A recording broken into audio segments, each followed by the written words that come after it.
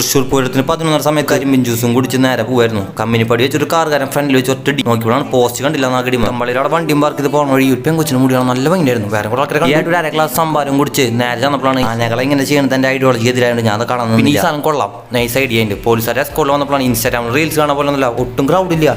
ഇങ്ങനെയൊന്നും ഞാൻ കണ്ടത് അവിടെ നേരെ കൊട്ട് നടക്കുന്ന സ്ഥലത്ത് എത്തി നോക്കിയപ്പോൾ നല്ല ചൂട് എളുപ്പമല്ല. പിന്നെ കൂട്ടാമരെ വിളിച്ചു തന്ന വിശറും വീശി നേരെ അമ്പലത്തിനുള്ളിൽ കയറി. ഇതിനുള്ളിൽ കയറി ഫോൺ യൂസ് ചെയ്ത് ചെരുപ്പിടുന്നൊക്കെ പറഞ്ഞത്. പക്ഷേ ഇപ്പം അങ്ങനെ ഒന്നുമില്ല. ഇതവന് മുടി കണ്ട എന്താ സെറ്റപ്പ്. അമ്പലത്തിനുള്ളിലും പ്രത്യേകിച്ച് പരിപാടി ഒന്നും ഇല്ലാത്തതുകൊണ്ട് തന്നെ നേരെ കൊട്ട് നടന്ന സ്ഥലത്ത് പോയി. 12 മുക്കാലും കൊട്ട് കഴിഞ്ഞു. ഈ ചൂട്ടത്ത് കൊട്ടണമെന്നും ഇങ്ങനെ നിൽക്കണതിന് സമ്മതിക്കണം. ഈ കലാരൂപമില്ലാത്ത ഒരു പരിപാടി ഇല്ലല്ലോ. കയ്യും കലൊക്കെ മുറിക്കിണ്ടായിരുന്നു അവര്. പിന്നെ കമ്മലൊക്കെ കണ്ടു, വാങ്ങിച്ചില്ല, പൈസ കൊള്ളാം. നേരെ ഫ്രീ ആയിട്ട് സംഭാരം കൂടി വഴി 30 പൈനാപ്പിൾ വാങ്ങിച്ചു. ഒരു കാര്യമില്ല, പൊട്ട സാധനം. അങ്ങനെ എന്താക്കി അവന്മാർ സാറ്റി പറഞ്ഞു വരുമ്പോഴാണ് കൂട്ടാമാർ കടയിട്ടാണ് നിമത്തന്റെ എന്തോ വെറൈറ്റി ആണ് 60 രൂപ. അങ്ങനെ എന്താക്കി അത് കഴിച്ചു. അത് കഴിക്കുന്ന പുതിനെന്റെ വായ പോയി. എനിക്ക് അത് ഇഷ്ടമല്ല, അത് കളഞ്ഞു. അമ്മയ്ക്ക് റെഡ് അലുവ വാങ്ങാൻ കൂട്ടുകാർ പൈസ അയച്ചു വാങ്ങി വരുമ്പോഴാണ് തണ്ണിമത്തം കണ്ടത്. നല്ല ക്വാണ്ടിറ്റി ആയിരുന്നു. പിന്നെ ഉച്ചയ്ക്ക് ഒരു ചായ കുടിക്കാൻ തോന്നി. അതിനൊരു ചായ കുടിച്ച് കിട്ടിയാൽ പോന്നു.